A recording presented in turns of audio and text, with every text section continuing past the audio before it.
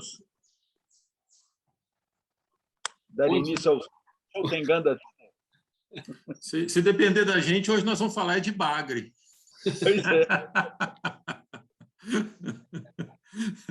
Uma lama danada aqui. Cascudo também, viu, Hermínio? Cascudo, bagre, né? Cascudo, bagre.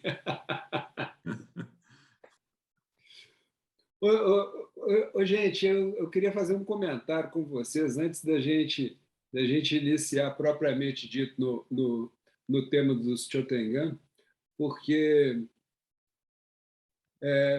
apesar disso aqui, do que eu vou dizer, talvez encaixasse melhor no final, mas eu acho importante comentar logo no início, porque algumas pessoas que, porventura, vão assistir esse vídeo, pode ser que elas não cheguem no final. E eu queria era fazer um registro para vocês do quanto que essa jornada que a gente fez nessas últimas rodadas aí, o tanto que isso agregou para mim, em termos de conseguir enxergar os peixes e conseguir fazer uma análise de como que está o conjunto, como que está o corpo, como que está a cabeça, como que está a cauda, como que está a simetria. E porque esses dias agora, esses dias de chuva, esses dias de final de ano, eu passei olhando muito para os peixes e cuidando mais próximo, sem o tumulto do trabalho. Então, eu estou com isso. Primeiro, agradecer enormemente ao professor Mauro pelos ensinamentos e a todos que participaram também dessa etapa que a gente esteve discutindo aí sobre as raças, sobre as variedades, porque todas as perguntas, os questionamentos enriqueceram essas conversas. E hoje eu estou com o Chotengan e hoje eu acredito que a gente está assim fechando um grande universo das variedades, e eu estou me sentindo como se eu estivesse fechando uma pós-graduação de variedades de químbios, que hoje eu vejo o tanto que eu não sabia nada. Então, muito obrigado. É isso aí, Mário. Acho que todos compartilham aí da sua fala aí, né? Eu acho que é um enriquecimento enorme aí para todos a cada reunião, né? Poxa, aprendi demais, viu, Hermínio? Minha Nossa Senhora, aprendi demais. Aprendi demais. E só para dar uma resgatada, né? Porque qual era o nosso desafio original? Nosso desafio original era como que a gente ia determinar padrões raciais. E a evolução que a gente teve ao longo desses meses foi que não tínhamos história, competências, variedades, não tínhamos conteúdo para nós querermos determinar padrão A, B ou C. Então, o que foi feito ao longo desses meses aí, eu estou dando uma olhada aqui, eu acho que a gente começou lá para outubro ou novembro, que a gente pegou assim, vamos nas variedades uma a uma, e com isso aí, ao invés de querer reinventar a roda, literalmente a gente foi procurar como que os chineses olham para isso, como que os japoneses olham para essa variedade, e os tailandeses, e sempre com uma pitada de uma atualização. Bom, isso aqui é histórico, mas isso aqui é onde está a tendência atual. E isso agregou demais, porque hoje eu já consigo olhar, inclusive, assim, não, esse é um Ryukin modelo antigo. Esse aqui já é uma linhagem mais moderna. Então, isso aí foi graças a essa discussão toda aprofundada. Parabéns, professor. Parabéns mais uma vez. Não? Parabéns para todos nós, né, que participamos dessa discussão. Né? São as pessoas que estão a fim de curtir químico, efetivamente, né? E cada um trazendo a sua contribuição. Né? Eu não sou, como diz, a fonte. Né? Eu tenho algumas informações. Hoje, por exemplo, nós vamos ter a felicidade da participação da Roberta, que eu acredito que seja a pessoa mais envolvida com Chotengan, né? No nosso grupo, quiçá no Brasil, né? Sabendo, óbvio, que tem criador, o Sakai, que está, né, lá fazendo todo um trabalho de preservação e seleção, Mas, assim, das pessoas com quem eu converso rotineiramente, a Roberta é a pessoa que tem mais leitura sobre essa raça. Então, eu pedi encarecidamente a ela que comandasse o papo de hoje, né? Para nos falar um pouco a respeito do Chôtengã. E eu vou iniciar, então, dando uma informação que eu achei super curioso, porque de tudo que eu já tinha lido, dos livros que eu tenho, vi quadros genealógicos de King, né? Os autores e esses quadros trazem a informação que o Chôtengã teria tido origem a partir dos Sui Hogan, dos olhos de bolha.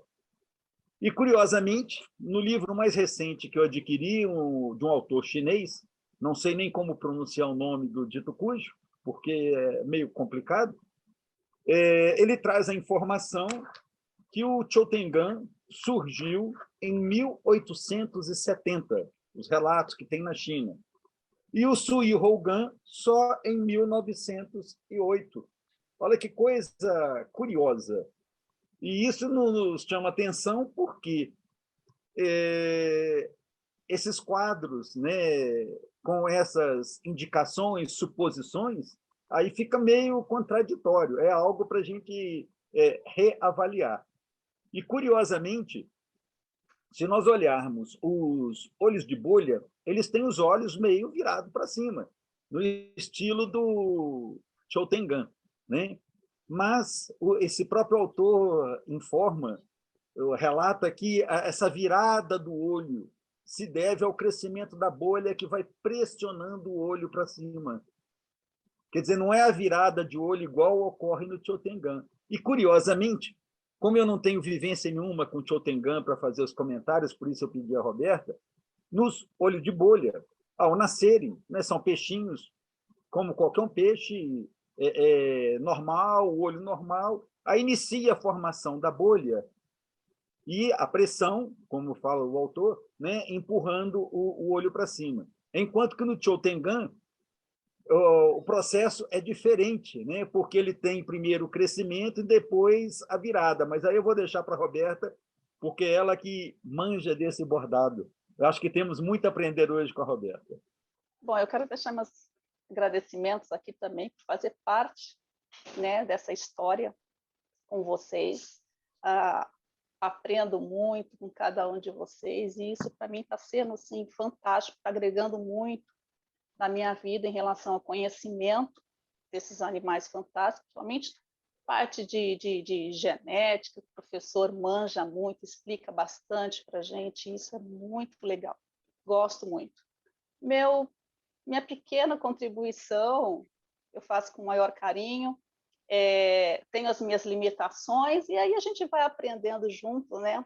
E o mais gostoso dessas reuniões, que nem o Mário estava falando, é porque a gente agrega conhecimento junto, compartilha, né, por um prazer único, que é falar de peixes, de quinguios. E essas reuniões a gente está aprendendo com várias raças diferentes, cada um tem uma preferência, um direcionamento na criação, no gosto pessoal, e também a gente também está fazendo história em parte de quebrar um pouco desse preconceito quando a gente fala de quinguio, né? Porque ainda existe esse preconceito que eu não entendo, porque o quinguio é um peixe mundialmente conhecido. Todo mundo conhece o quinguio, né? Quem nunca começou com um aquarinho, com quinguio, com peixinhos dourados, peixinhos japoneses, né? Como é que se dizem? Então, existe esse preconceito ainda, e eu estou muito contente de falar do Chôtengã hoje, porque é um peixinho que ele não é muito apreciado, talvez seja pelo impacto visual dele, né? Um peixe que é extremamente exótico, então tem todo um preconceito em cima dele. E a genética e o trabalho em cima desses animais, a criação, né? A mutação que surgiu desses peixes é algo fantástico. Então, eu acredito que hoje também a gente vai agregar muitas informações juntos e quebrar um pouco desse preconceito que existe nesse animal, porque é um animal extremamente fantástico e que ainda existe muitos segredos para a gente desvendar ainda. Mas eu queria te perguntar o seguinte, fora a questão alimentar, porque os olhos estão virados para cima, então acredito que isso aí impõe algumas restrições, por exemplo, deve ser um animal que tem dificuldade de enxergar uma ração que cai no fundo. Então, fora esse tipo de questão, e aí ajustando a alimentação para uma alimentação de superfície, para facilitar a visualização e tudo mais, é um peixe mais sensível ou é que nem um outro king mesmo? Olha, por incrível que pareça, o chotengan, a minha vida inteira eu escutei falando que é um peixe sensível, é um peixe que requer um grau de dificuldade muito grande para se ter um animal dentro de um aquário. E com a convivência desse animal, eu vi que as coisas são um pouco diferentes. Quando eu criei, quando eu dei início na criação desses animais, acompanhei eles, porque os meus peixes, atualmente, eles vêm da criação do Antônio Sakai. E eu ainda não consegui tirar a desova deles, né? Esse ano eu estou tentando tirar a desova deles, que eles já estão na fase de reprodução, mas ainda não consegui. Então, o meu acompanhamento são em bases de estudos e acompanhando o processo de evolução de cada fase ou de uma determinada fase e pelos animais que o Sakai está produzindo, está criando. Então, na minha experiência, eu tenho contato com esses animais, se não me falha a memória, desde 2017, 2018. E é um peixe extremamente raro aqui no Brasil. Até então, se falavam até que é um peixe que era extinto, que não existia mais aqui no Brasil. Só que é um peixe extremamente raro, extremamente exótico. Então, vamos dizer que é peça de colecionador. As pessoas que tinham e que têm, eles não costumam dividir, né? É peça de colecionador, deixa no aquário ali, não reproduz, mas mantém aquele animal fazendo apenas a apreciação dele. Então, por isso que é difícil de ter acesso a esses animais. Com o Sakai agora a gente está tendo um acesso muito mais fácil, graças a Deus, a gente tem um acesso bem melhor para ter esses animais. Então, é assim, são animais lindos, extremamente ágeis, são super resistentes. A única dificuldade realmente que eu tive foi de alimentar esses animais, porque esses animais ele tem uma dificuldade muito grande de enxergar alimentos que caem no fundo do aquário, no fundo do lago, enfim. Né? Só que nós temos rações que flutuam hoje, então não tem problema nenhum de estar mantendo esses animais com uma alimentação de superfície. Uma coisa que eu aprendi com o Sensei Mauro foi que criadores eles precisam manter essa rotina de estar alimentando os animais também com uma alimentação de superfície para a gente poder estar fazendo a manutenção, a observação desses animais. Porque criador, eles costumam usar muita água verde. Então, se a gente oferece alimento de fundo, dificilmente a gente vai conseguir estar monitorando esses animais, a saúde desses animais. Então, essa parte de chotengan já é mais fácil, porque eles precisam realmente, a facilidade de comer na superfície é muito mais do que um alimento que afunde. Não que eles não acostumam, eles são extremamente ágeis. Mas a única dificuldade mesmo, para quem nunca teve experiência, realmente é a alimentação. Tem que ter um pouco mais de paciência para eles poderem comer, achar a alimentação. E quem é aquarista tem que ter aquele cuidado sobre a iluminação, né? Porque a gente quer aquele aquário lindo, todo iluminado, a maioria da iluminação é por cima. Então, quer dizer, atinge diretamente o globo ocular do animal. Entendeu? Então, a gente tem que evitar isso, fazer umas adequações, evitar esses tipos de luminária. Hoje em dia, a gente tem no mercado também aquelas luminárias que são submersas, então a iluminação é de baixo para cima e fica uma uma coisa muito bonita de se ver para esses tipos de animal e não fere, né? A gente tem que ter esse cuidado também de não ferir a visão dos animais. Então, referente a cuidados específicos, seria mais a iluminação e a alimentação. De restante, é um animal extremamente fantástico e é muito arisco, viu? Todo mundo acha que é um peixe que tem as suas limitações devido ao globo ocular direcionado para cima. Não, eles são extremamente ágeis, é até impressionante. Roberta, quando os seus aí estiverem reproduzindo, me coloca na fila aí, que os bichinhos parecem uns bichinhos pet, né? Olhando para você assim, né? Parece não, São né? umas graças. São pets mesmo, né? Que o King é um pet mesmo. Mauro, quer fazer algum comentário aí, Mauro? Sim, eu também estou na fila, juntamente contigo. Eu ainda não tive a oportunidade de ter esses bichinhos, que eu acho também muito interessante, né? E acredito que, inclusive, né, em função da dificuldade e diversidade gênica, que eu acho que não é muito fácil encontrá-lo, nós vamos ter que pensar em termos de seleção e de alguns cruzamentos. Aí sim, eu acho que o olho de bolha entra no contexto para ser um facilitador, né, em termos de linha, embora, né, quando eu falo em termos de linha, porque são sem nadadeira dorsal, os Chotengan geralmente são de cauda curta, os bolhas já são de cauda mais longa, mas isso é questão de seleção.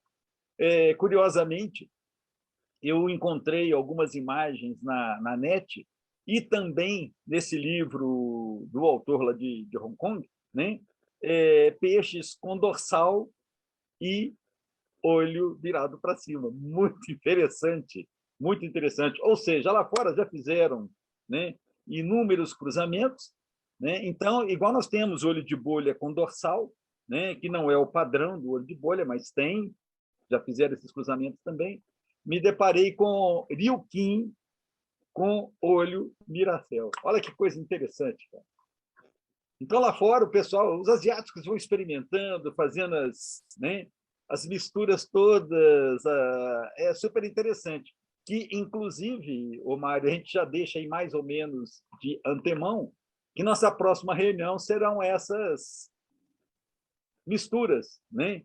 Em termos de variabilidade, que a gente até pensou em fazer hoje, caso a Roberta não pudesse nos dar o prazer da sua presença e dos seus conhecimentos. Então, nós vamos poder discutir um pouco disso mais para frente, aí, que é mais divertimento de possibilidades. Quase que a gente vai brincar de Lego, né?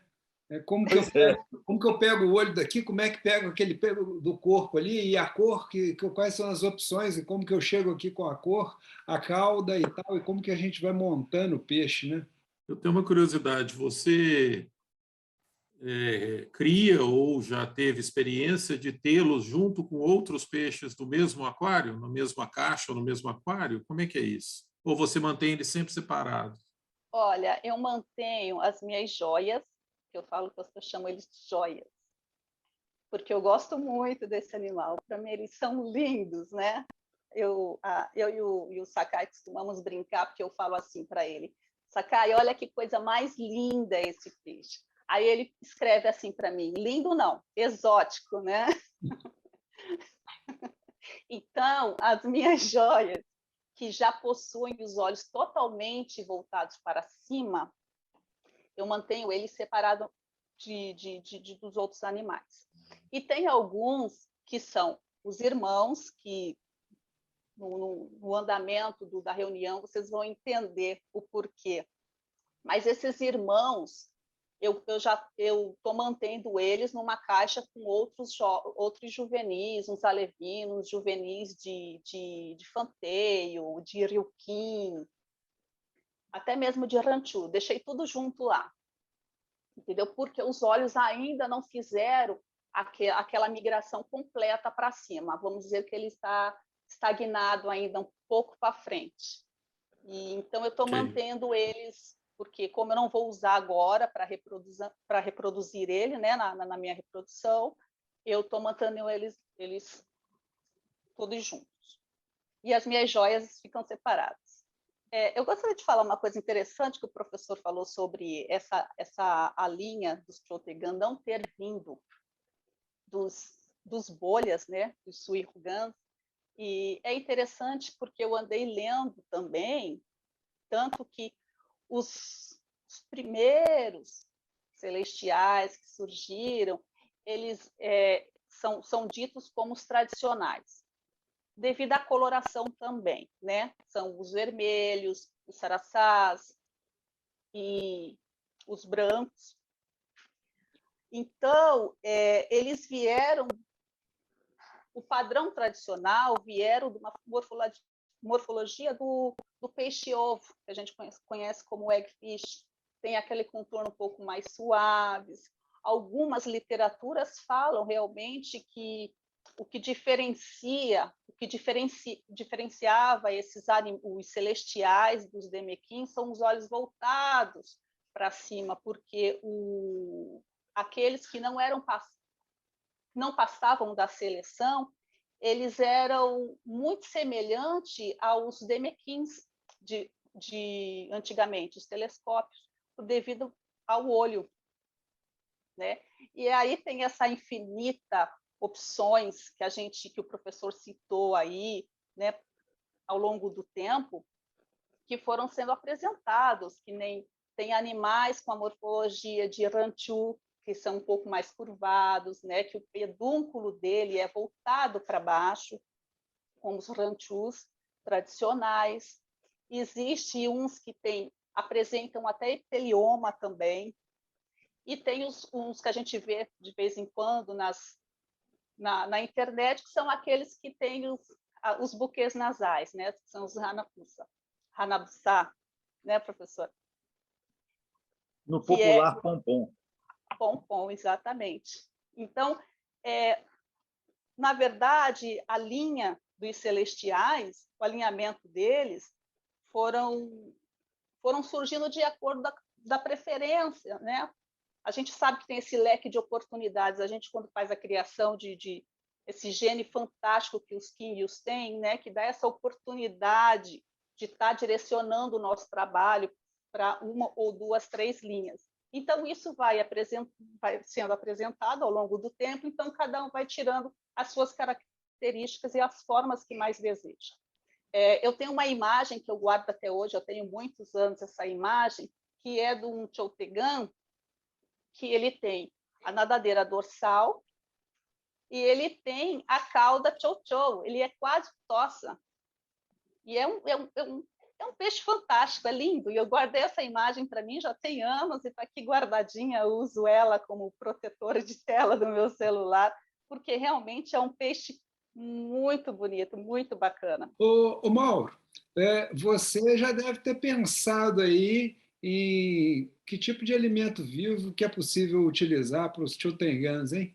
Eu já imaginei aqui uma peneirinha flutuando com uns tubifex para irem saindo pelos buraquinhos e os Chotengan comendo por baixo. Seria uma das alternativas? Sem dúvida, sem dúvida.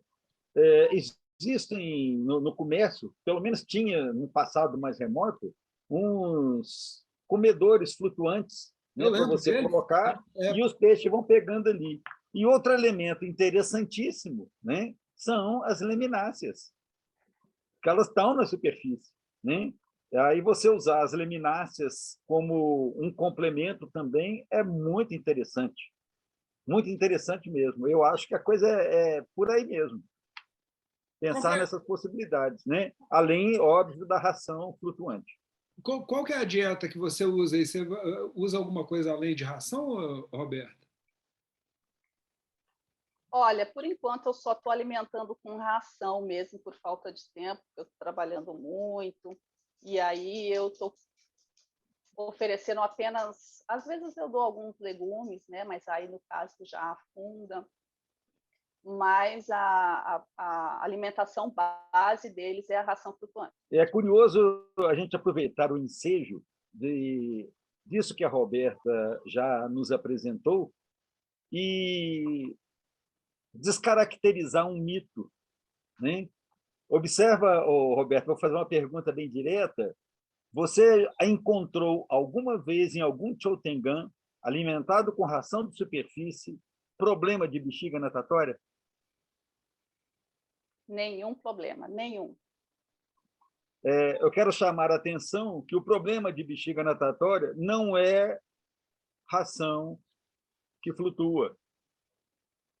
Pode ter algum problema na ração que leve à fermentação, formação de gases, mas aí é uma coisa temporária, né? Então, existe esse mito que a ração que flutua não serve para king, porque dá problema de bexiga natatória. E eu não me deparo com isso, eu só uso ração extrusada, que é exatamente em função da água verde dos tanques. Então, eu só queria reforçar isso, porque muitas vezes, né, isso é colocado como uma verdade, e isso, para mim, é um mito. Foi interessante a Roberta comentar também a questão da iluminação.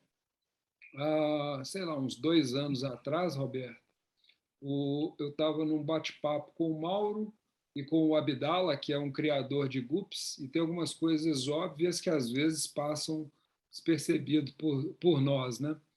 E aí o Abdala e o Mauro pegaram e falaram assim, a coisa mais óbvia do mundo, né? Olha, coloca os peixes albinos num lugar mais sombreado que você vai ver que vai diminuir um pouco daqueles problemas que todo mundo acha que tem um mito, que não, os peixes albinos são muito mais sensíveis. E não era sensível nada, era porque os bichos tinham uma dificuldade de enxergar o alimento e um incômodo muito grande com o excesso de luz vindo por cima onde está o alimento, né? Então, assim, às vezes passa debaixo do nariz da gente algumas questões despercebidas que a gente nem percebe o tanto que isso pode estar impactando negativamente no desenvolvimento do bicho. Então, eu estou achando interessante vocês estarem falando a respeito do peixe enxergar o alimento, né? E aí eu queria ver com vocês, essa questão dele enxergar o alimento, é realmente isso? Porque eu sei que o peixe tem um faro muito, muito aguçado, né? Os peixes têm um faro muito aguçado. Então, é a questão da visibilidade. Um peixe desse, por exemplo, igual a Roberto falou, é mais difícil de encontrar a comida no fundo, mas ele não teria esse faro mais aguçado, ele não teria essa facilidade. E aí vai a pergunta, né? De noite, então, eles têm uma visão noturna também? Como é que é a visão do peixe noturno?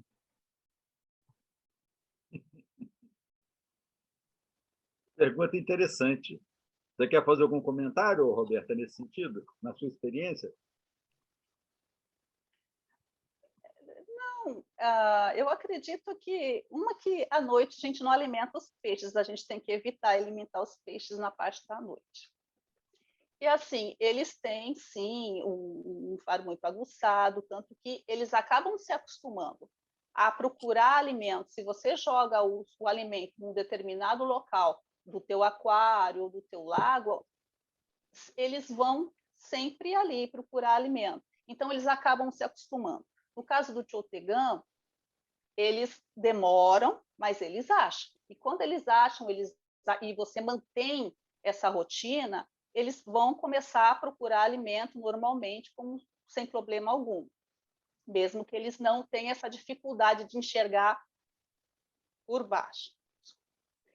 E é que nem vamos dizer assim, os robistas, eles misturam muito as raças.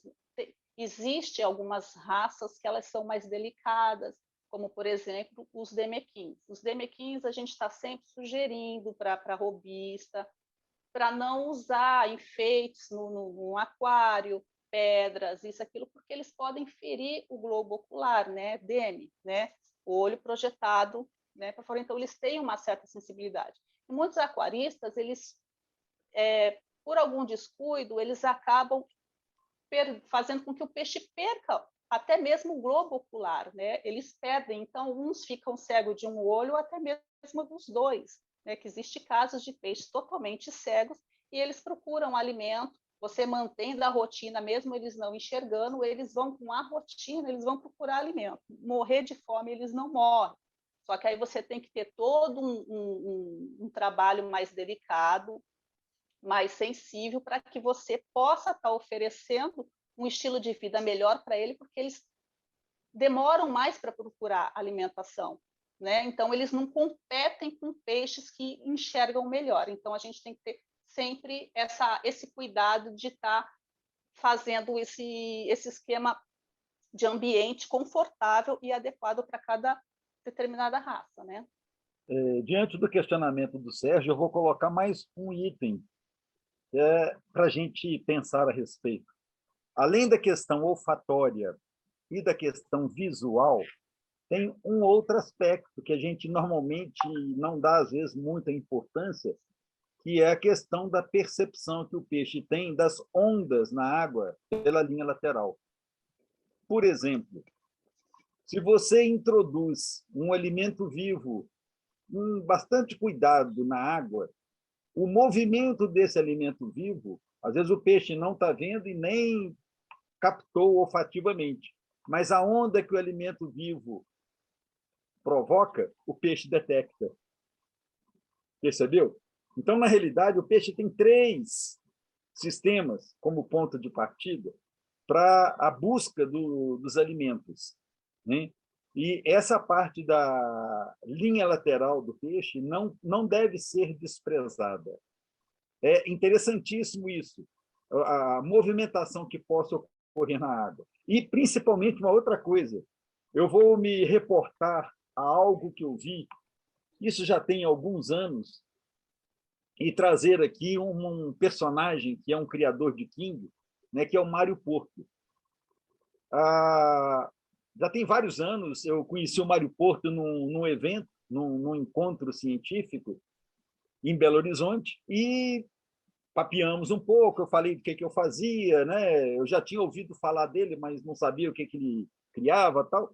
Bom, ele baixou aqui em casa, veio aqui e tal, né? Arrumei, inclusive na época, umas nishikigoi para ele e tal, e ele me convidou para ir conhecer a criação dele. Bom, um dia eu fui lá em Niterói, meus pais moram em Niterói, e a esposa dele me pegou e me levou até o local de criação dele, lá em Cachoeira de Macacu. E eu vi um espetáculo que é só você presenciando, é só quem já participou disso, que é um negócio fantástico. Ele me levou e começou a andar ao longo dos tanques.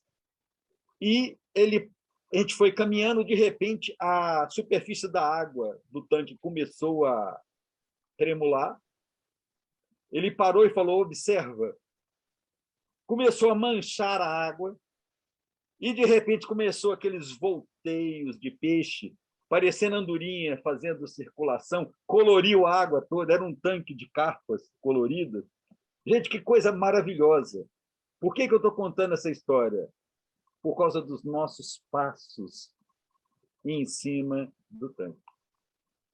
Eu, às vezes, de molecagem, eu fico nos meus tanques de peixe externo, eu tenho um conjunto de tanques que tem 1 metro de profundidade. Esses tanques foram, na época, construídos para carpa. Eu mantenho carpa e mantenho também kings neles de vez em quando. E aí eu vou bem suavemente andando, mas, mesmo assim, eles me detectam. É impressionante. Outro aspecto, né, é você chegar, você jogou a ração, deu aquela pancadinha na água, sobe tudo. Mas o curioso é você ir cuidadosamente, pisando de leve, e mesmo assim os bichos perceberem, sabe, está chegando comida para nós. Olha que coisa incrível. Aí eu me lembro do seriado do Kwai Shan Kane, do Kung Fu, né? De ser capaz de andar sem deixar marcas. Eu estou longe de ser um Kung Fu. Ai, ai, ai. Olha as conexões que vão se surgindo na cabeça da gente. Eu acho que é coisa de velho mesmo. Não, coisa de observador, né? Coisa são esses detalhes que são super interessantes, né? Aí, para completar a história, né, tem o olfativo, sem dúvida, Sérgio, sem dúvida. Mas observa que basta a ração bater na água, não deu tempo de dispersar o cheiro, cara, os bichos, né? Principalmente as carpas que estão no fundo, né? Até que a ração dissolva, libere os aromas na coluna d'água, bateu na água, aquela batidinha da ração sobe.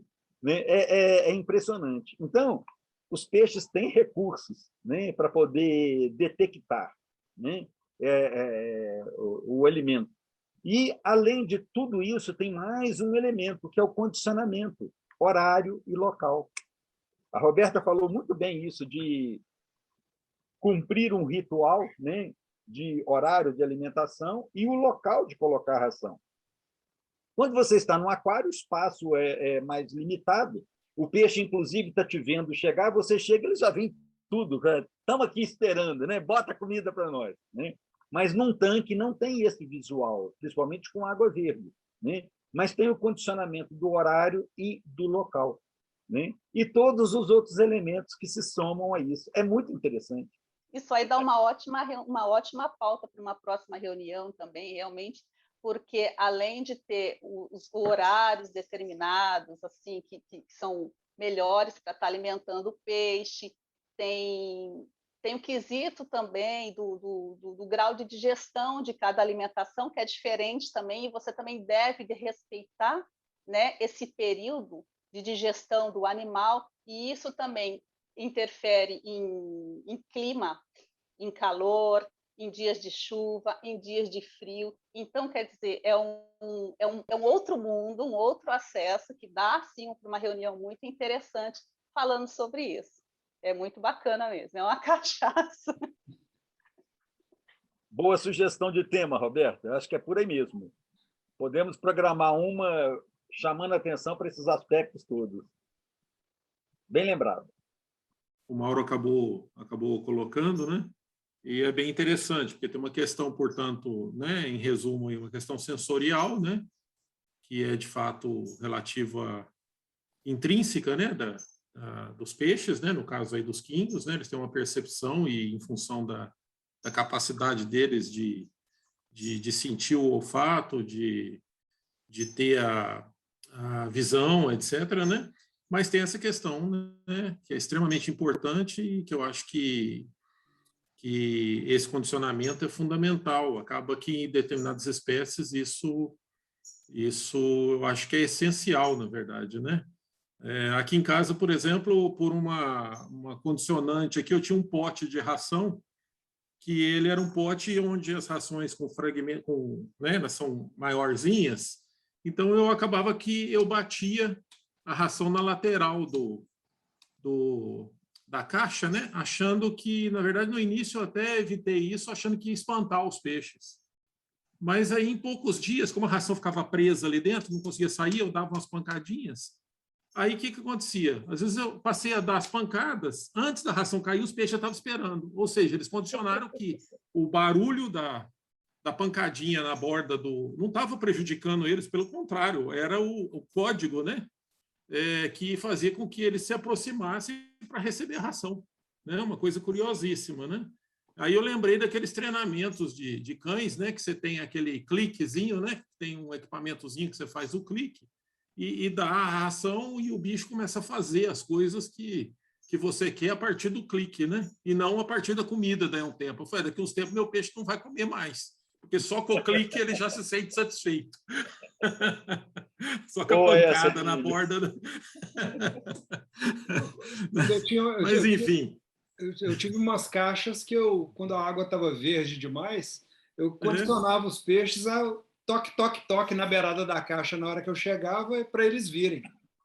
Porque, exatamente, porque na questão de aquário, de fato, né, sempre a gente evita de bater no aquário para não assustar o bicho, né? E eu, assim, né, comecei a ter problema com essa ração, aí depois falei, não, isso aqui vai prejudicar o bicho, né? Mas não, aí comecei a perceber que eles vinham por causa disso, que era o contrário, né? Então, enfim, mas só uma curiosidade, né? Mas ilustra um pouco isso que o Mauro falou nesse condicionamento, eu acho que... E, aliás, não é só com os peixes, não, né? Qualquer raça, né? Se você tiver o bicho bem condicionado, talvez aí, eu não sei, o Mário é expert nisso, né?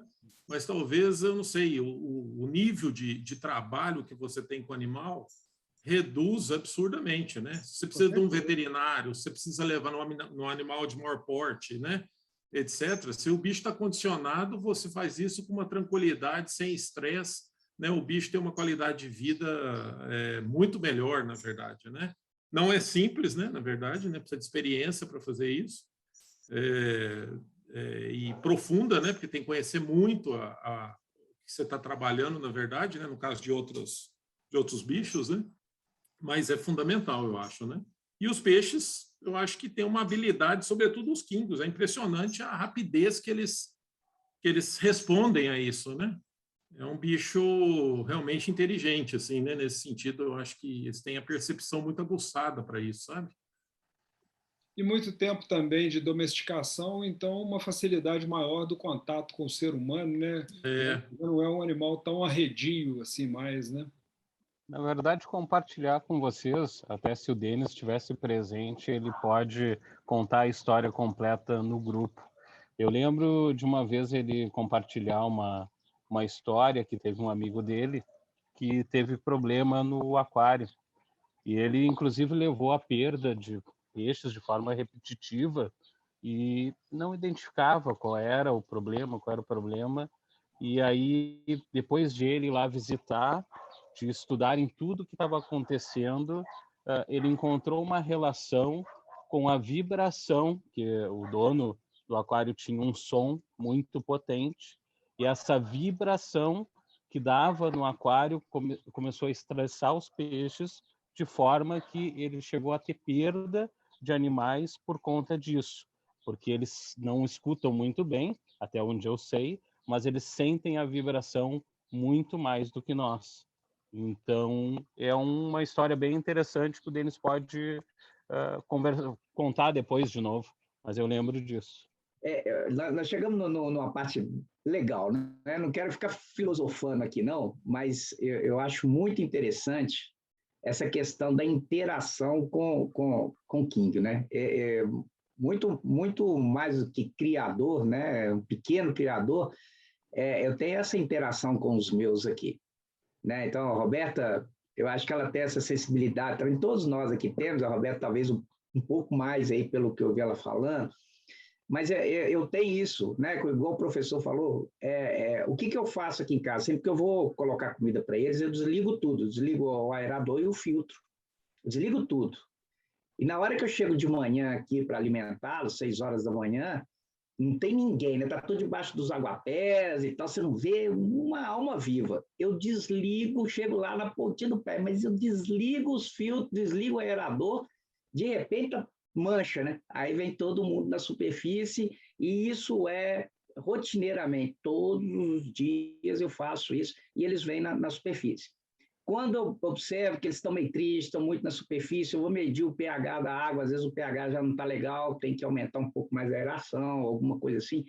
Mas a interação que você vai tendo com o King é uma coisa especial. Eu vejo que é uma coisa muito especial, eu tenho uma interação muito grande. Eu vejo que está meio triste hoje, você vai lá, dá uma olhada no peixe, você vê que ele está meio triste, você aumenta a aeração, você põe uma comida diferente, eu tenho aqui uma variedade de rações muito grande, tem lá, né, o vegetal, a comida, né, o patezinho que eu faço de vez em quando, eu sirvo gema de ovo, então eu tenho assim uma variedade de alimentos muito grandes. Então, às vezes eu vejo que ele está um pouquinho triste, eu vou lá, coloco uma comida diferente, aumenta a aeração, no outro dia você vê que o peixe já está diferente. Né? Essa questão do estresse que o Douglas falou também é muito interessante, isso faz parte da interação com o peixe, né? Então, o King te permite muito isso, não sei os outros, né? Igual o Mar tem aí muito guppy e tudo, mas eu não sei, o King, ele te permite ter essa interação e é muito gostoso isso. Nos guppies é a mesma coisa. Com os cascudos, rapaz, os cascudos você acha assim, não, cascudo já é um bicho mais selvagem, mais desligado, que nada. Os cascudos já sabem que hora que você está levando comida, já sabem que hora que é ração, que hora que é pepino, já ficam se posicionando. Essa semana eu coloquei até lá no grupo lá dos criadores de guppy, lá tem uns cascudos vindo comer fora d'água. Aquelas boiazinhas com os isoporos, assim, onde a gente põe a ração, os bichos comendo fora d'água. Sai fora d'água, dá aquela voltinha assim em cima, tum, mergulha de novo. É isso mesmo, essas interações são sensacionais. E é aquilo que a gente esteve conversando um dia desses aí no grupo, né? Ter esse contato com o animal, muitas vezes a gente fica com receio de estar estressando o bicho, mas isso vai ajudar posteriormente com esse condicionamento na hora que a gente precisa manipular, igual o Mauro falou, levar no veterinário, né? O Hermínio, levar no veterinário, manipular qualquer coisa, o bicho mais manso, ele tende a machucar menos, né? Tem mais uma questão de interação que eu gostaria de comentar também, que foi né, que nós comentamos no grupo também, que foi aquele peixe que eu encontrei no aquário dos guppies, aqui na caixa dos guppies, né? Ele tem só a cabeça vermelha, o resto do corpo todo está preto. Né? Então, a gente está observando para ver se ele vai mudar, se ele, né, vai despigmentar e tudo, continua do mesmo jeito. Mas aquele peixe era muito arredio, aquele peixe ficava sempre escondido, chegava lá, ele saía, né, correndo e tal, e aí eu passei junto com os orandas, com a caixa só de orandas. E esses são muito sem vergonha, esses orandas, né? Estão sempre ali na superfície. O bichinho ficou do mesmo jeito. Ele tá mansinho, o bicho só fica ali, eu chego, ele é um dos primeiros que está lá na frente agora, e era arredio uma quantidade interessante, como que ele também, o meio, né, faz com que o peixe também siga os instintos dos demais, né? Muito legal isso também. Psicologia, cara, socializou-se. Socializou-se. Você foi colocar com os orandos que já estavam ali mais interativos, ele foi, o negócio é entrar no grupo, senão eu vou ficar de fora. Mas é curioso, é isso mesmo. Esse aprendizado é um negócio interessante. E como os bichos têm assim, né, essa capacidade de interação, de nos reconhecer, né? Aí é tratamento. Né? Pô, todo mundo gosta de ser bem tratado. Né? Quem não te trata bem, o que você faz? Pô, vá para lá, meu. Né? Se me tratou bem, beleza, vamos interagir. É isso aí. Tem um Oscar de uns 30 centímetros na sala aqui de casa. Eu chego lá, eu dou ração, ele vai lá para o canto dele, dá a volta dele. A Leia, se ela passa direto e não passa lá na frente dele, ele dá uma rabada e joga uns 2 litros de água para fora do aquário. Ela tem que ir lá, dar a voltinha, ele dá uma olhada, tal. É curioso, porque os ciclídeos, né, as acarás, do modo geral, evolutivamente estão bem lá no topo da pirâmide dos peixes. Né? Em termos de aprendizado, os ciclídeos são impressionantes. Mas o quingo não fica para trás, e isso é que é interessante. Né? A capacidade de aprendizado do quingo também é muito interessante. Acredito, inclusive, que seja em função do que o Mário já falou anteriormente, né? O período de seleção e convivência com o ser humano, né, é muito amplo, e isso facilitou esse, vamos dizer, esse aprendizado, né? Porque evolutivamente, como eu disse, né, os ciclídeos estão mais no topo da pirâmide dos peixes. Mas é muito interessante. Os ciprinídeos são mais arredios, embora, se nós olharmos, por exemplo, as carpas, né, as nishikigoi, com o manuseio, também vem comer na mão, aquela história toda. É isso aí mesmo. E tem mais uma coisa, professor, que você comentou aí, que é muito interessante. Quando chega alguém de fora aqui, quer, né, ir lá para ver os peixes interessantes, eu posso ligar, fazer o ritual que eu faço para colocar alimentação. Quando eles observam que tem outra pessoa comigo, eles somem tudo, escondem tudo. É interessante, eles se escondem, só se eu estiver sozinho é que ele aparece. A minha esposa, agora que ela começou a ver, né, vem com mais frequência, porque eles vão acostumar com você. Mas até ela chegava lá, os bichos saíam tudo escondido debaixo dos aguapé aqui. Muito interessante. Essa parte mitológica, dizem que o celestial ele surgiu, né? Ele surgiu entre os monges lá há muito tempo atrás, e foi uma forma. Então eles diziam que essa mutação surgiu para que esses peixes adorassem o Criador. Então, é por isso que ele tem os olhos voltados para cima, né? Eles olham para o céu, né? Por isso que eles são ditos como celestiais, Choutegan, celestial, Iracel, né? O que a gente costuma dizer por causa disso. Então, essa parte mística diz que ele surgiu devido a isso. Foi uma forma deles estarem apreciando o céu, uma forma deles estar apreciando o Criador. E eu adoro esse tipo de histórias, né? E o interessante é que, voltando um pouquinho para a realidade, esses celestiais, eles são os tradicionais, né? Como eu disse, devido à coloração também, porque são peixes extremamente raros. E a coloração mais cobiçada, vamos dizer assim, para quem realmente aprecia esse tipo de animal, é o cálico. O cálico é praticamente raríssimo, né? Foi pouquíssimos vistos ou quase nenhum, vamos dizer assim. Então, esses celestiais antigos que deram início, o que a gente tem hoje, toda essa linha que a gente tem hoje, que a gente pode apreciar e acompanhar, então, os primeiros, eles tinham o corpo mais alongado. Então, eles eram aceitos com as nadadeiras caudal, tanto curta como longa, né?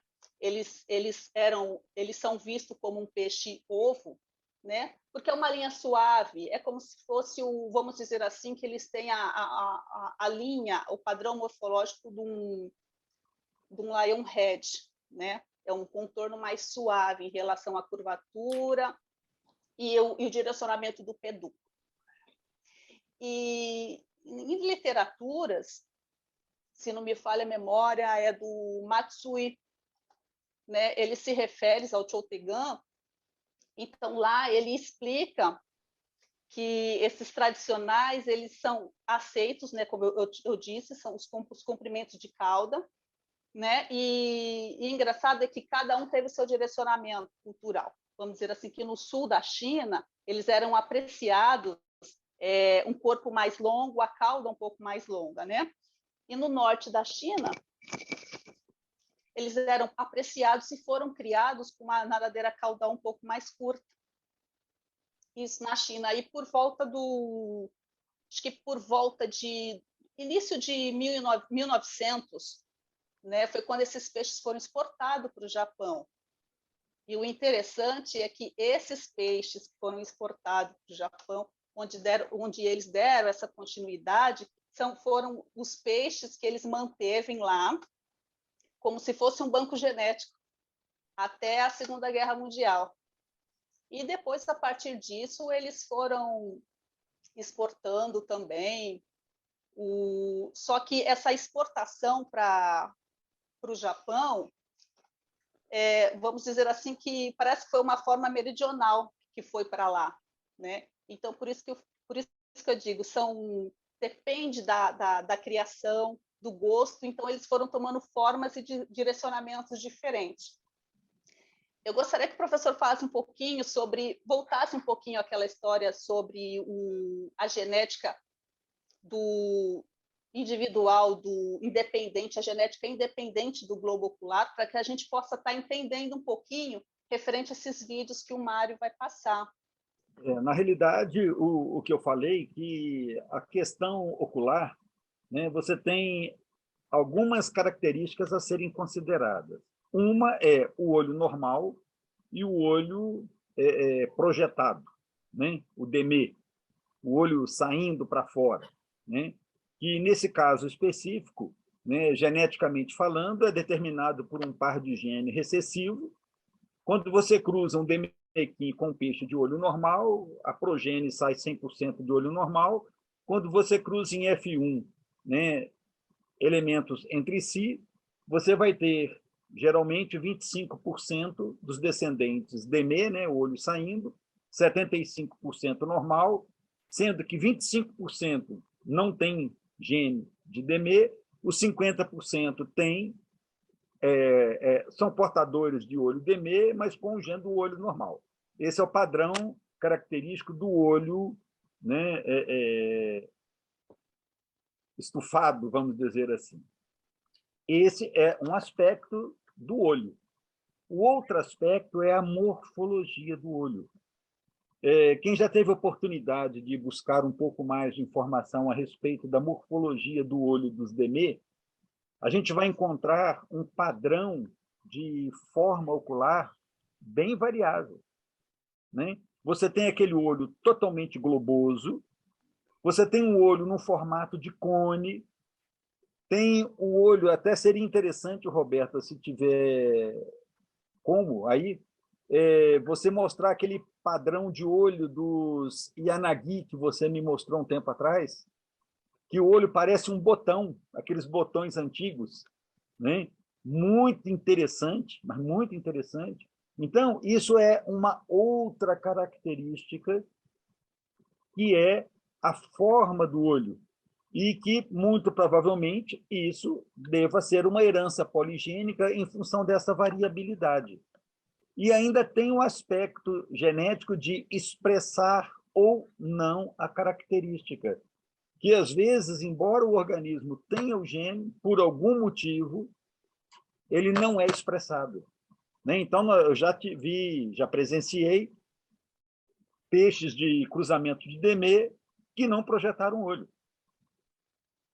né? Ou projeta um olho, não projeta o outro, né? Então, na realidade, você tem interações gênicas aí que são muitas possibilidades, muitas variáveis, né? E que a gente ainda não tem esse nível de controle para como é que eu vou dizer, para quantificar tudo isso e ver como isso está acontecendo. São possibilidades que é o que ocorre na prática. É interessante, né, quando a gente fala desse gene independente do globo ocular, porque na parte do Chou-Te-Gan, eu acredito que essa genética nunca foi explorado e tão trabalhado, tão metodicamente.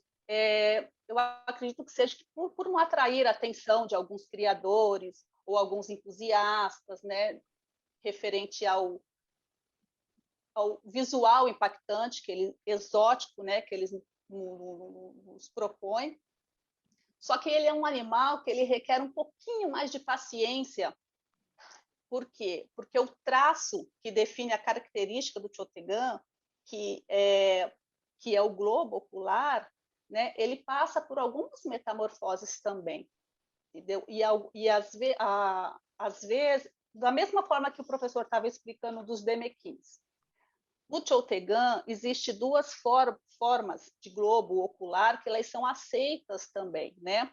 Que é a forma cônico e a forma globular, né? São duas formas que são aceitas desde que eles sejam compatíveis, né? Que seja um parzinho, né? Um parzinho cônico ou um parzinho globular, né? Desde que se são aceitos a isso. E eu digo isso por quê? Porque os olhos do Chou-Te-Gan, eles nos primeiros dias de vida, semanas de vida desse animal, é um peixinho normal, como qualquer outro peixinho, né? E aí ele vai passando pela transição dos olhos, os olhos vão começando a se projetar para fora. Então, a partir de alguns meses, eles começam a mostrar essa característica de telescópio, entendeu? Então, não é num primeiro momento que eles saltam para cima, eles migram para cima, não, eles são simplesmente uns peixinhos telescópio, né? E depois tem todo um tempo, todo um trabalho super interessante de migração desse olho. E como todos os outras raças, quando a gente tira um lote, sempre tem animais que não expressam as características, né? E aí eles são eliminados no abate. Mas é interessante, vocês vão ver agora nos vídeos que o Mário vai passar, como é interessante estar acompanhando esses olhinhos. É muito bacana. E é uma novidade, né, para todos nós também, é muito bacana. O Antônio Sakais fez umas filmagens, umas imagens muito bacana para a gente poder estar passando aqui. Eu vou aproveitar para buscar combustível. Secou. Ô, Roberta, sensacional, viu, Roberta? Sensacional esse seu impulso em gostar, aprender e aprofundar desse jeito, nesses bichinhos tão exóticos, né? Mário, é algo fantástico quando a gente pega algo inédito ou algo que tem um preconceito muito grande em cima e a gente acaba quebrando esse preconceito, mostrando informações simples que a gente possa entender. Que nem eu falei, eu agradeci sobre essas reuniões, né, por estar participando dessas reuniões, porque a gente pode estar quebrando, né, esse preconceito de alguns animais, porque uns falam que eles não enxergam, uns falam que eles não nadam direito por falta de nadadeira dorsal, e nessas reuniões, né, mais especificamente, do jeito que está acontecendo aqui, a gente está mostrando esse lado e quebrando esse preconceito, porque são animais extremamente ágeis, vivem muitos anos, né? E olha que bacana, o Sérgio estava falando em interagir com os animais, isso e aquilo. Eu adoro os Chotegan, e eles têm eles têm uma agilidade tão grande que eu não consegui ter esse trabalho de intimidade com o peixe, de alimentar o peixe com a mão. Eles não aceitam, eles são extremamente ariscos. Então, quer dizer, isso para mim é muito bom, é muito bacana, porque a gente sabe que é um peixe ágil, um peixe que enxerga muito bem. Então, quer dizer, eu acho que o que falta é informação, né? E mostrar esse lado bacana dos animais. Não tem nada a ver com aquilo que as pessoas achavam. Enfim, é muito bom a gente entrar nesse mundo, sabe? De estar descobrindo novas coisas. Eu conheço uma parte, como eu falei, eu não tirei desova dos Chotegan. Eles estão de brincadeira comigo, né? Porque já era para ter tirado desova e eles ainda estão ali me deixando esperar, né? Estou esperando os danadinhos. Então, com isso a fila aumenta. Eu já estou no terceiro aí. E uma parte da minha experiência com Chotegan é acompanhando o trabalho do Sakai, os animais do Sakai. A minha experiência é de um determinado tempo de vida até a fase adulta, é o que eu mantenho eles. Agora, as informações baseadas na experiência do Sakai, as informações quando a gente conversa, informações literárias também, referente ao estágio de vida, e o estágio de vida inicial, né, até os 3, 4 meses. Esse eu ainda não tive a experiência de estar fazendo com as minhas próprias mãos. Eu estou ansiosa, mas eu ainda não tive. Mas um contato talvez até maior que com as mãos, você tem contato olho no olho, literalmente, com os bichinhos. Né? Eles chegam para alimentar e estão te olhando no olho, né? Complementando outra coisa que você havia comentado ali naquela hora na questão do olhando para o céu, né?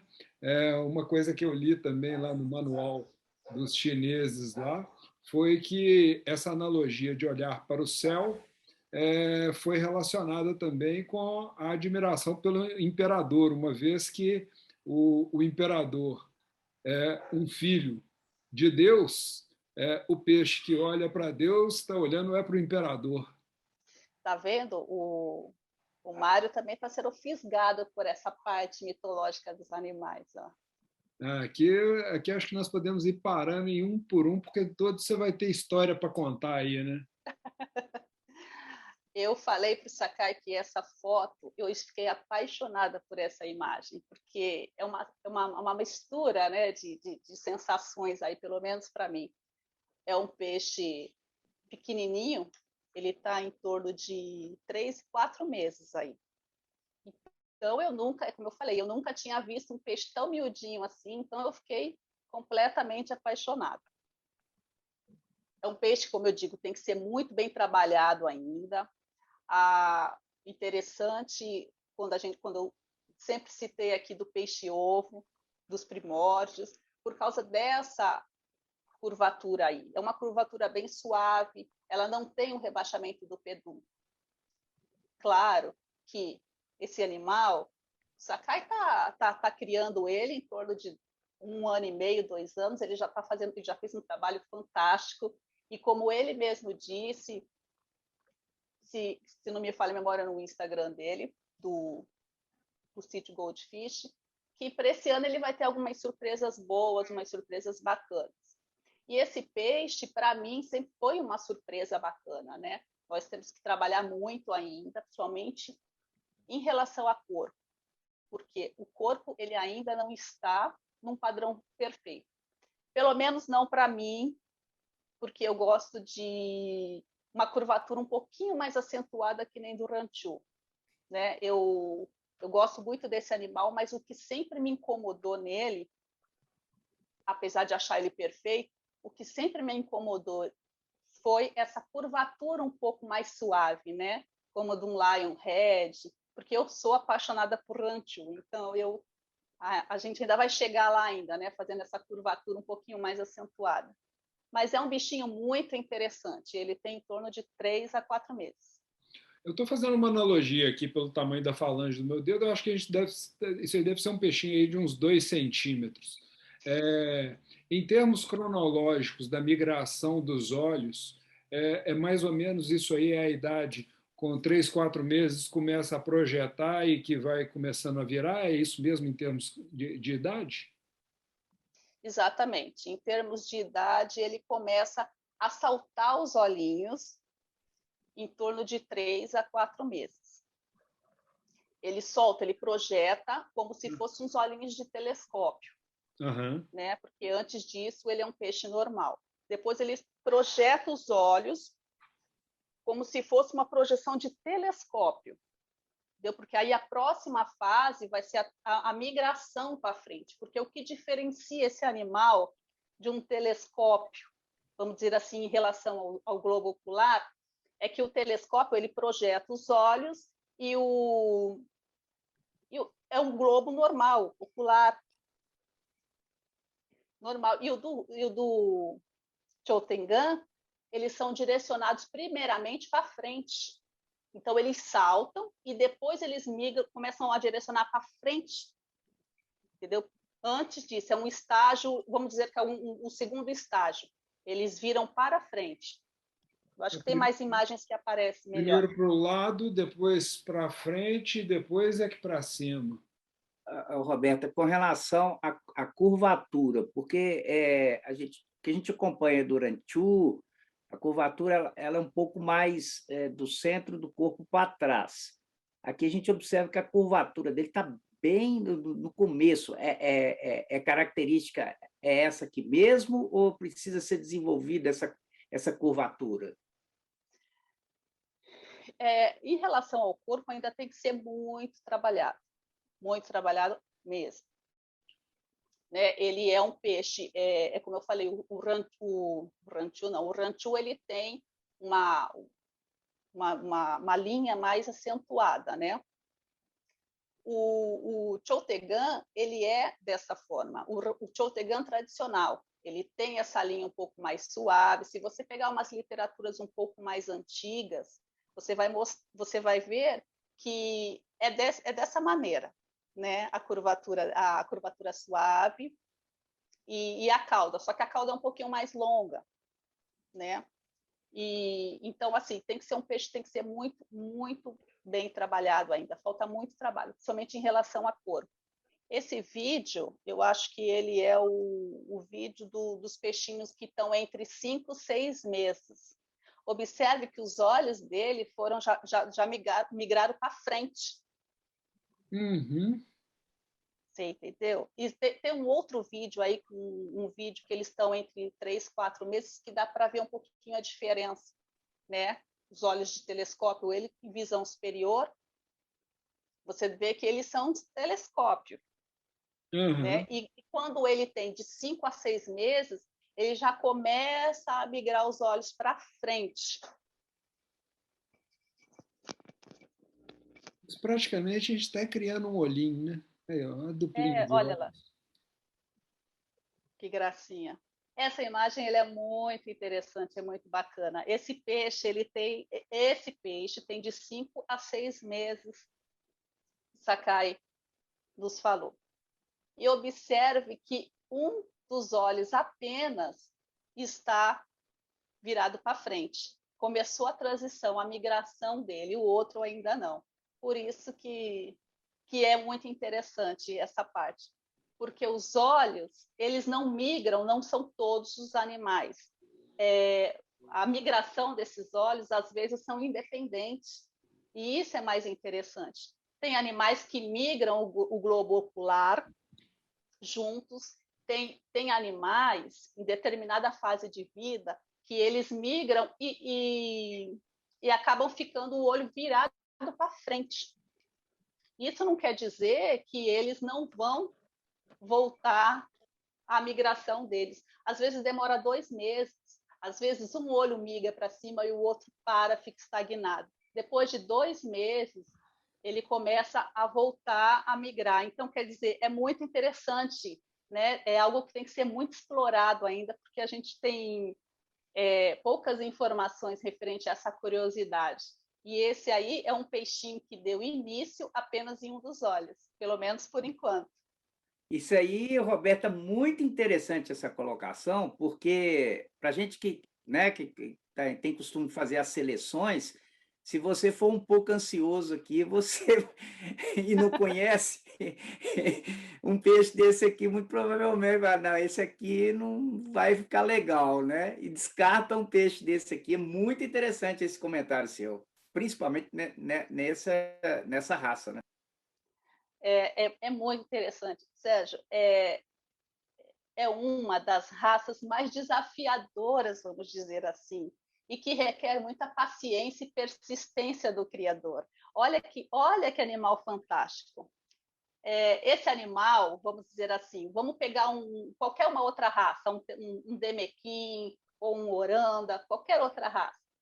Você, como um criador de médio, grande porte, você vai dar o seu tombo, que é a primeira seleção nos seus tanques. O primeiro tombo, entre 3 e 4 meses, você já deu um segundo ou até mesmo um terceiro tombo. Então, e esses animais não, você precisa de espaço, então, porque eles demoram mais. O traço que caracteriza eles, como um Chotegan, na verdade, é expressado por último. E isso aí você requer. Quer dizer, um animal desse com 5, 6 meses que você está com ele no tanque, ele vai começar a expressar essa característica. Então, você precisa de muita paciência e espaço. Como eu costumo dizer, tempo e espaço. E paciência, óbvio. É exatamente isso. Olha que gracinha. Eu sou encantada por esse animal, porque esse animal ainda é envolto de muitos segredos ainda. Esse peixinho aí, olha, ele já está com os 2 olhos voltados para frente, né? Já começou a migração dos 2 olhos, né? E é um peixe muito bonitinho. Percebe-se que eles são todos escurinhos, né? Como qualquer animalzinho, qualquer bichinho que a gente cria, que a gente reproduz, no início ele sempre tem essa coloração chá, essa coloração selvagem, e depois a maioria, ou todos, eles vão ficar totalmente laranjas, né? Depois que eles terminam a fase de transição de cor. É a coloração tradicional. Com esse olhar aí, é o peixe que está condicionando a gente, né? E não o contrário, né? É muito bacana esses bichinhos. Então, de início, né, para quem quer se aventurar a fazer a criação desses animais, as características básicas dele, além do traço do globo ocular voltado para cima, tem a ausência de nadadeira dorsal, e o peixe também ele possui essa nadadeira de 4 nóbulos, né? Então, ele visto de cima, ele é um peixe muito bonito. De lateral não tanto, porque ele é um peixe de um corpo, a profundidade do corpo dele é muito rasa. Entendeu? O Chotegan tradicional ele foi criado dessa forma. Parece que os britânicos eles apreciam um pouquinho mais, um corpo um pouquinho mais profundo e a nadadeira um pouquinho mais curta, né? Mas o corpo deles é um pouquinho mais profundo. Então é um peixe que realmente ele tem que ser apreciado por visão superior. E assim como os abates que a gente tem que fazer essa seleção, como qualquer outro animal que é feito, que nem um moranda, um riuquim, né? Que os primeiros abates eles são feitos por visão superior, né? Primeiro você vai retirando a cauda única, né? Vai vendo o alinhamento do corpo, né? Se não tem nenhum defeito óbvio, as nadadeiras também, se não tem nenhuma dobra ou se são de 3 pontas, enfim. Tudo isso você tem que ir analisando. Aí no segundo tombo, além de você manter, né, essa regra de visão superior, de estar analisando, buscando essas características que fogem, tem a visão lateral também, né? Porque aí você vai tirando aqueles resquícios de nadadeira dorsal. E também tem o interessante desses animais é que quando você vai chegando próximo ao pedúnculo, ele tem uma dobra, uma quebra. Então, isso também tem que ser descartado. Então, como a gente já viu, ele tem um corpo mais raso, então ele tem uma curvatura suave, né? E que tem vamos dizer assim, harmonioso entre o pedúnculo e a transição da cauda. Então, às vezes, tem uma quebra um pouquinho antes de chegar no pedúnculo. Então, isso também tem que ser descartado, porque acaba criando como se fosse um nódulo, uma quebra severa, fica uma quebra severa. Então, isso tem muito no Chotegan também, então isso aí tem que ir descartando. Poderia, Mário, voltar àquela primeira imagem que você colocou, que isso está visível, a primeira, um afilamento na região do pedúnculo caudal. Além da ligeira depressão na linha de dorso, né, no pedúnculo caudal. Ele dá uma afinada, né, perde, assim, emagrece, vamos dizer assim, né? Isso, ajuda a ilustrar isso que a Roberta está falando. Isso. E com o passar do tempo, quando ele vai crescendo, ele vai encorpando um pouquinho mais, ele fica com um defeito muito mais óbvio nessa acentua região, o defeito. Né? Exatamente, fica como se fosse uma quebra. Ele direciona o pedúnculo um pouquinho mais para baixo. Então, é algo que tem que ser observado. Esse animal ele é muito interessante, porque todos os animais, todos os chotegans, ou a maioria deles, quase 100% deles, ficam todos laranjas, né? Às vezes, o Sakai tira alguns com uma coloração diferenciada, um saraçá, mas é difícil. E esse animal conseguiu manter por um bom tempo essa coloração, né? Antes de eu entregar essas imagens para o professor, eu perguntei para ele como é que está esse animal, né? Esse animal hoje ele está em torno de 1 ano e 3 meses de vida. Só que ele disse que ele não sabe responder se ele ainda mantém essa característica de coloração aí, desse pigmento, porque ele está dentro do tanque, né? E aí, para ele poder ver água verde, enfim, ele teria que esvaziar o tanque todinho, e então ele disse que nunca mais viu esse peixe. Mas ele está com uma idade de 1 ano e 3 meses hoje. Mas eu achei muito curioso, porque foi o único que manteve essa coloração. É algo que dá para brincar com uma outra linha, né, de coloração. Sair um pouquinho do tradicional. Esses aí, dá para ver perfeitamente a diferença, né, a transição de cor que eles passaram e os olhos.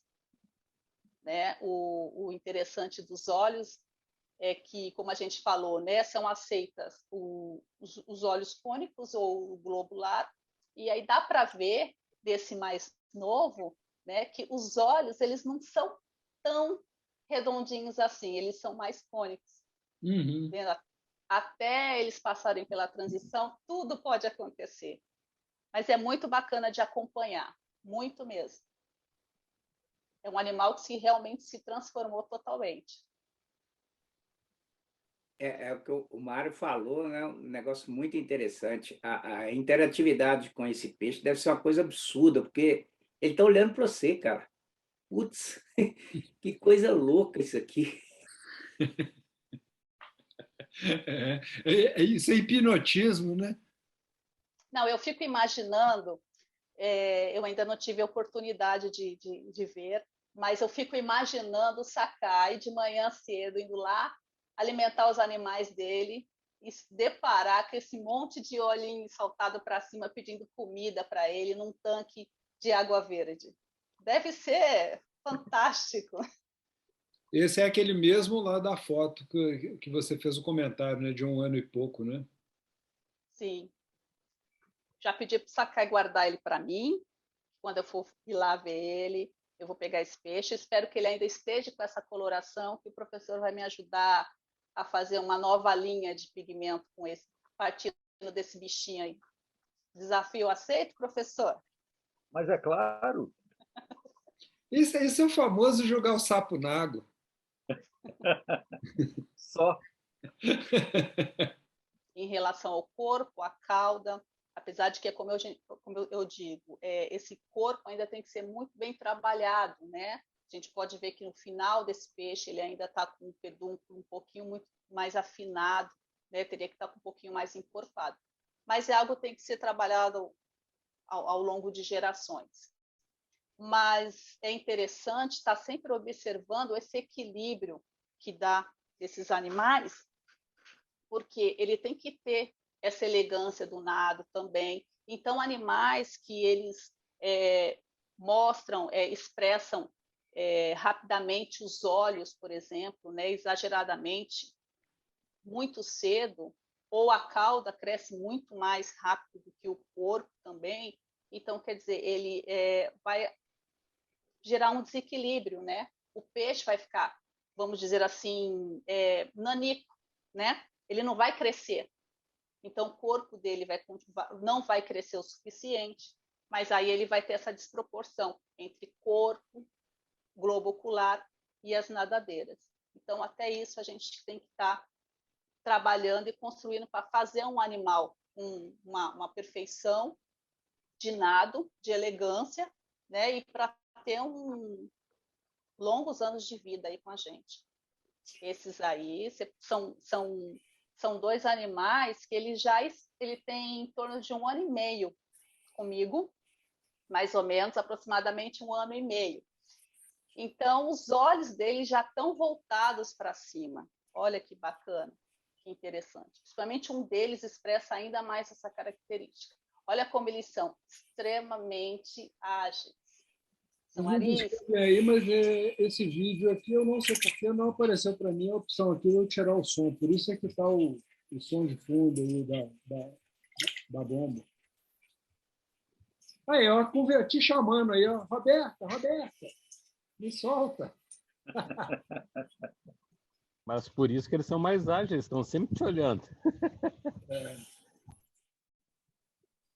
Ô, Roberta, 2 perguntas. Esse aqui é um casal e outra coisa, na época da desova, eles apresentam as mesmas características do quingo, dos outros quingos, ou seja, o opérculo ali fica cheio de pontinho branco, no caso do macho, é a mesma coisa?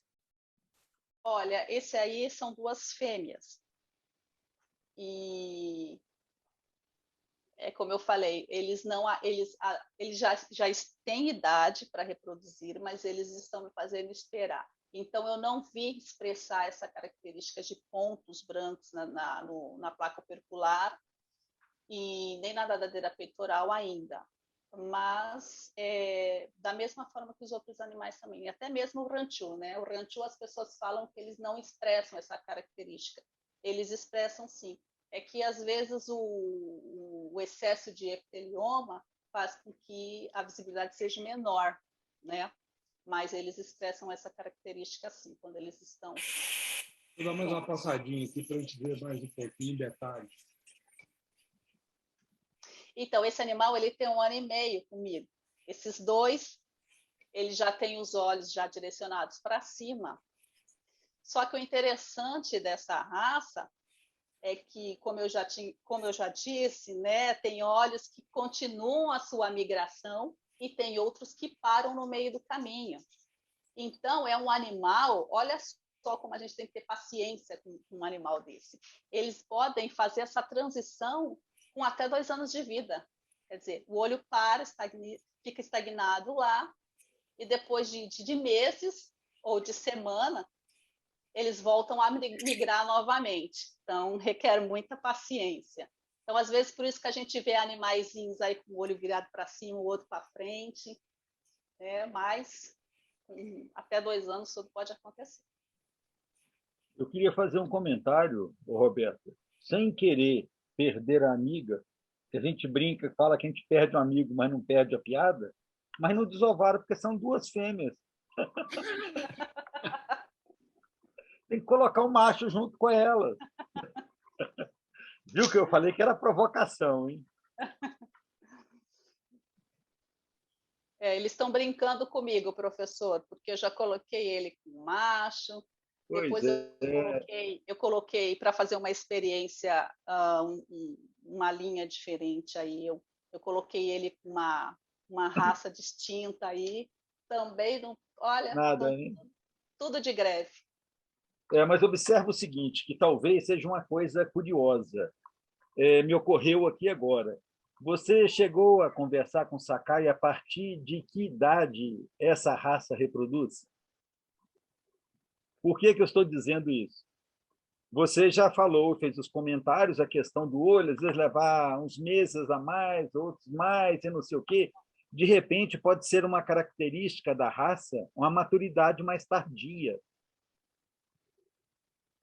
Seria interessante bater um papo com o Sakai a respeito disso.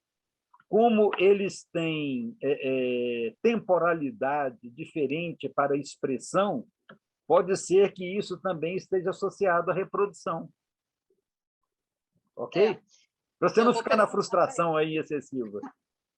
Eu vou perguntar para ele realmente, porque eu não sei dizer, mas eu acredito que as matrizes que ele utilizou não tinham mais que 1 ano e meio, não.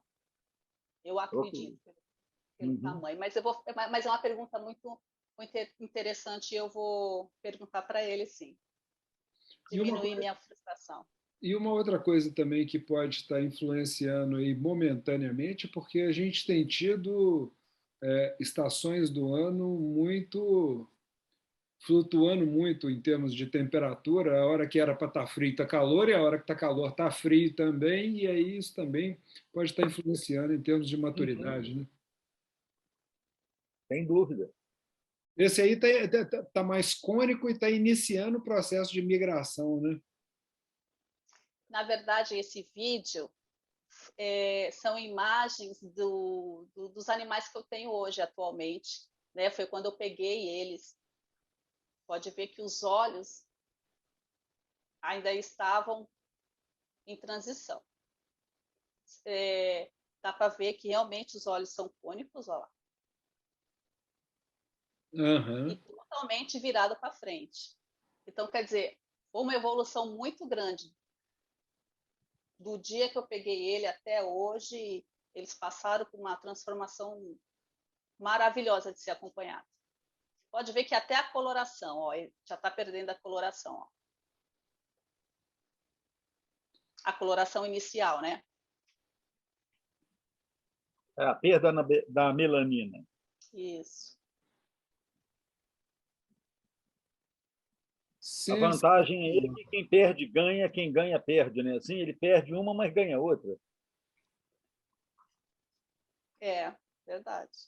Esse é o diferencial do King.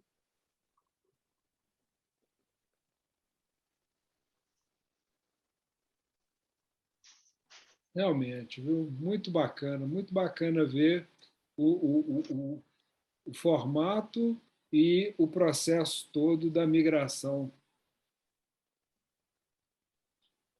Muito interessante, porque... É um peixe. Desculpa, pode falar. Não, é um peixe que ainda tem que ser muito explorado, né?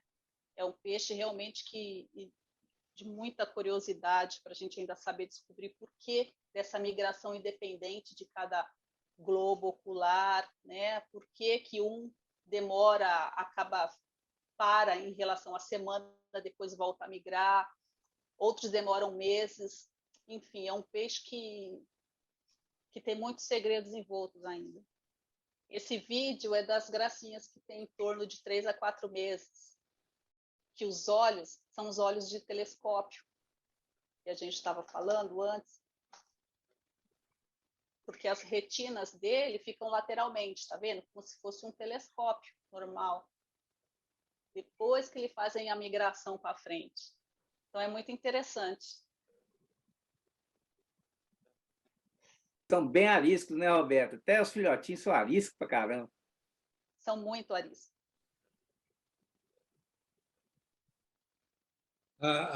O próprio formato do corpo já facilita para eles serem um pouco mais ágeis também, né?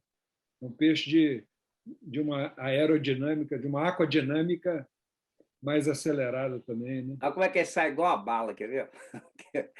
Ó. Esses 3 animais, eles têm a mesma idade daqueles 2 que a gente viu um pouco mais adiante. Então, eles são 3 animais, têm a mesma idade, aproximadamente 1 ano e meio, e percebe-se que eles não passaram toda a transformação ainda, como os outros 2 que foi apresentado. Você pode ver que alguns ainda têm os olhos totalmente virados para frente, uns estão querendo já subir para cima e os outros ainda está estagnado ainda. Mas tem a mesma idade dos outros que já completaram a transição. Nesse vídeo dá para ver claramente os olhos, como eles não estão em perfeita sintonia ainda, tá vendo? Uns estão mais virados, outros nem tanto.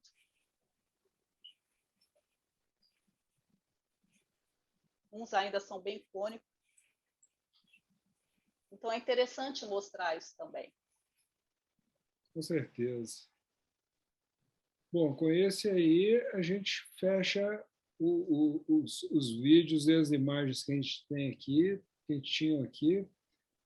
Sensacional, viu, Roberto? Muito obrigado, muito legal esse apanhado que você fez, além de toda a aula aí da sua experiência, muito bacana.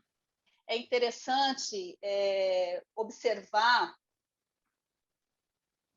a retina do animal,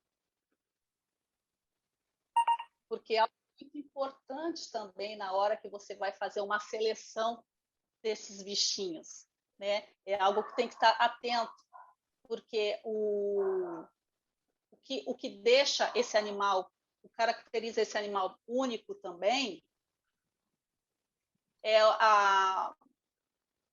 tamanho da retina dele, né? Então ele tem que ter essa foto mesmo.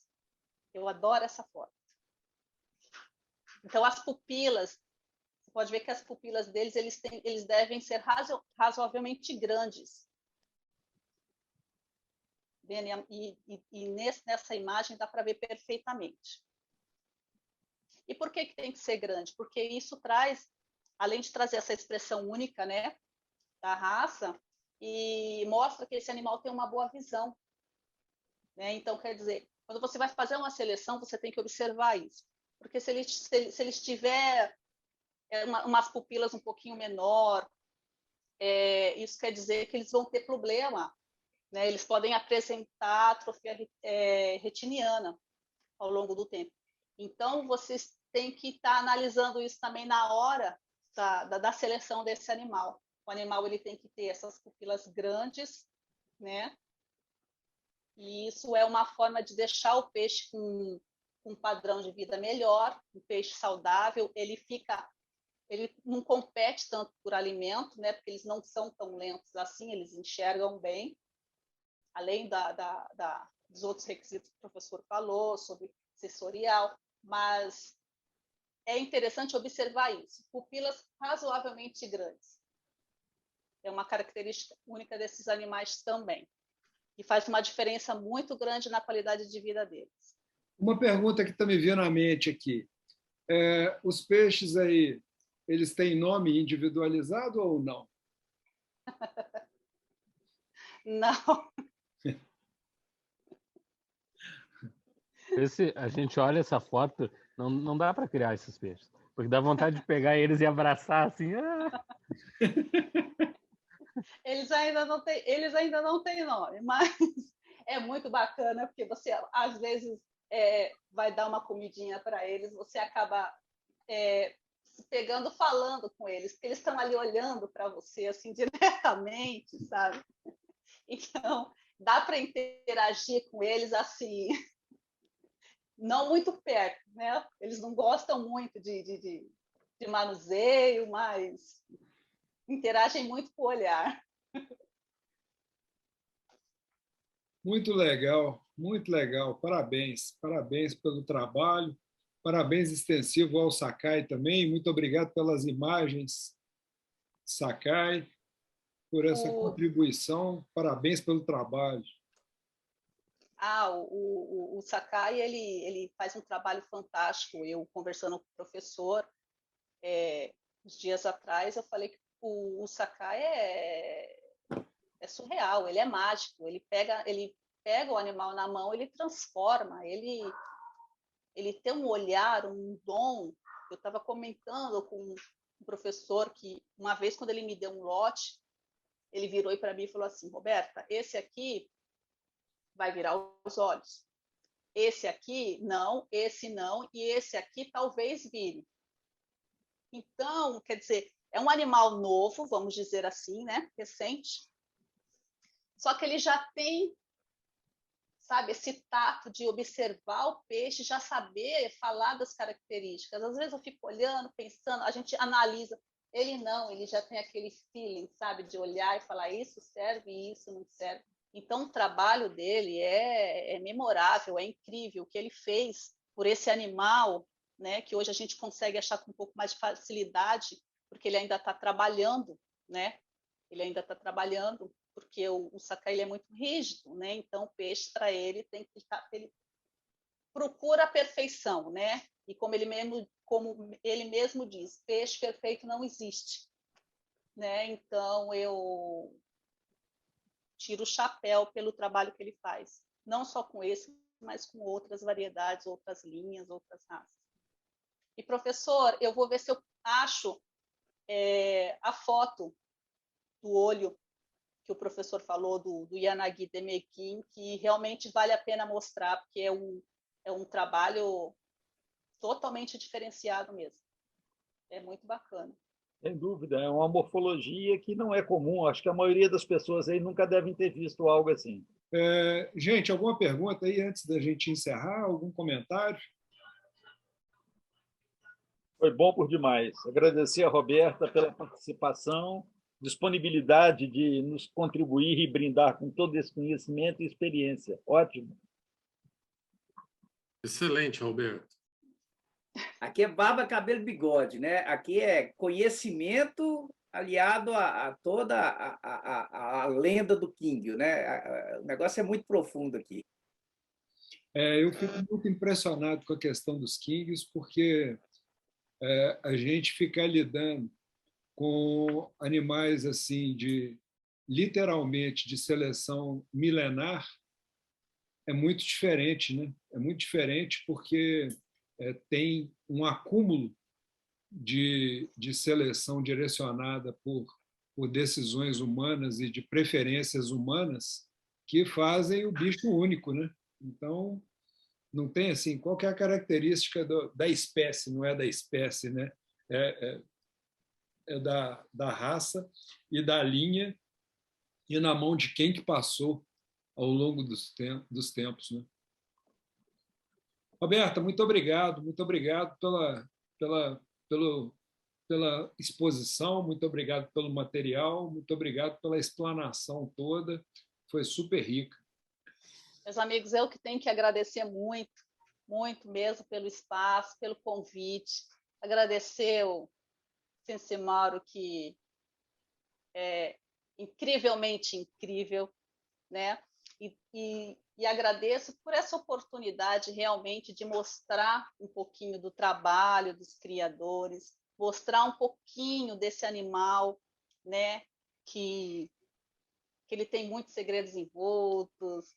É um animal que poucas pessoas capturam a essência dele, que ele pode passar, que ele pode transmitir ainda. A gente tem muito que aprender ainda com esse animal, né? Porque é um animal novo, vamos dizer assim, no mercado. Aqui ele foi quase esquecido, né? Foi quase extinto, né? E hoje estamos aqui pela primeira vez, vamos dizer assim, falando muito sobre todos os aspectos desse animal que realmente merece todo o nosso reconhecimento, né? É um trabalho extremamente importante, né? Tirar esse preconceito em cima desses animais e mostrar que eles têm muito trabalho, muito segredo desafiador ainda, que a gente ainda vai desvendar junto, né? Então, eu espero que eu tenha passado um pouco dessa essência, desse amor que eu sinto por esses animais tão exóticos e tão surpreendentes. Você passou mais que isso, você já conquistou, foi a todos aqui, todo mundo já está querendo ali. O Fábio, só depois que ele assistiu o vídeo. Depois que ele assistiu o vídeo, ele já vai ficar assim, esse ETzinho aqui, ia ser legal ter um desse aqui. Joia, então. Agora, Papai Noel manda um para a gente aí, quem sabe, né? Isso aí. Obrigado, gozaimasu, Roberta. Isso aí, Roberto. Show de bola. Muito bom. Muito bom. No dia 23, daqui 2 domingos, aí a gente volta no tema proposto pelo Mauro, que aí a gente vai falar das interações genéticas e fenotípicas, né? Misturar nadadeira, olhos, corpo, formato e cores nos cruzamentos. Vai sair todo mundo daqui torcendo para que os peixes da Roberta se reproduzem, que eles têm olhos para reprodução. Muito bom. É nessas horas que eu agradeço a existência do Sakai por suprir a nossa necessidade de animais, viu? Porque o trabalho é difícil, mas vale muito a pena, viu? Não, é só porque teve mais uma sugestão de tema que eu achei muito interessante também, que é aquilo que a Roberta falou aí, a questão da interação, né, dos horários, esse negócio. Eu acho que isso aí também é legal deixar como segundo tema, depois que a gente trabalhar isso aí. Comportamento e interação. Isso. Combinado. Ótima semana para todo mundo. Beleza. Um grande abraço. Abraço. Um abraço. Falou. Realmente, pessoal. Tchau. Douglas, foi ótima a sua participação conosco aí. Eu que agradeço. Vou aproveitar para fazer o agradecimento que vocês falaram no início lá, mas eu já acompanhava vocês, no caso, no YouTube, né? Aí eu cheguei e chamei a Roberta. Roberta, estou precisando. Eu saí de quase todos os grupos que eu estava, por falta de tempo, fiquei muito tempo desempregado, enfim. E aí eu disse, estou precisando de um grupo bom, um pessoal que tenha conteúdo, que possa aprender, possa compartilhar coisas. E aí eu disse para ela, fala com o pessoal lá do NACOA para me colocar lá. Muito obrigado por participar conosco aí. Seus comentários são muito legais também, porque é isso aí, né? A gente vê muito grupo aí, as pessoas tá só lá presente dentro do grupo e o grupo é uma coisa viva, né? E a riqueza está nos comentários, na participação e tudo mais. Sim. Joia. Apesar de que eu estou que nem o Fábio, estou engatinhando ainda. Rapaz, Tamo junto. estamos em diferentes níveis. Eu também estou nesse nível aí. Olha, deixa Tirando eu a Roberta e o aproveitar. Mauro aí. Não, deixa eu aproveitar que o Douglas está aí e eu quero agradecer pela paciência que ele tem. E olha, Gominasai. Boa semana para todo mundo. Um abração, gente. Igualmente, gente. Um Boa Então, abraço. pessoal, boa semana. Tchau, tchau. Tchau. Tchau. Tchau.